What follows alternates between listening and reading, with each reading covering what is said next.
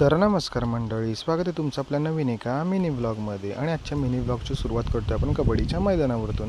आज आपल्या इथे छोट्या मुलांच्या म्हणजेच काय ते 2009पर्यंत कबड्डीच्या स्पर्धा होत्या आणि नेहमीप्रमाणे आमच्या पोरांचा संघ पहिल्याच राऊंडमध्ये हरला आणि त्यानंतर बारी होती आपल्या छोट्या पोरांची आणि छोटी पोरं अगदी चांगली केली, पण ती पण पहिल्याच राऊंडला हरली.